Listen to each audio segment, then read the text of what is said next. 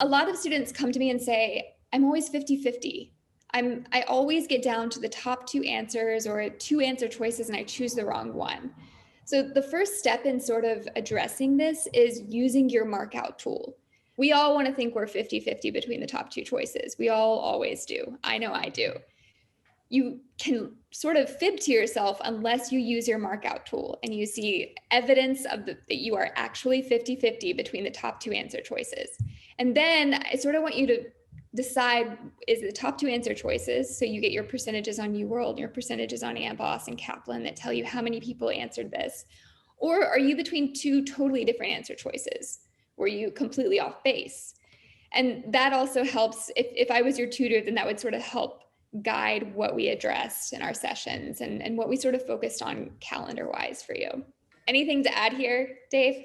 I sort of have the benefit of having taught test taking since the MCAT for 7+ years at this point. So like, and the nice thing about doing enough questions is eventually you figure out a lot of their tricks too. So like, look through questions that are tricky. And on UWorld, that usually means 60-ish%, 50-ish% people got it right. Mm-hmm. The Amboss question with 5 hammers, the 9% of people got it right. Next. Don't worry about it. the UWorld one that has 88%, nah. But like that 40, 50, 60 range is really the big money area.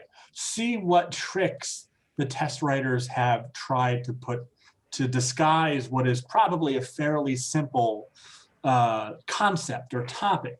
Find the patterns, because I find myself a lot of times, I'll look at an answer choice and I'll be like, oh man, Prater Willie is never here unless it's here for a reason, and this is going to be about this, this, and this. Okay. Or they're, what I'd really like on this patient who has a cough and chills, I'd like a temperature. Why didn't they give me a temperature?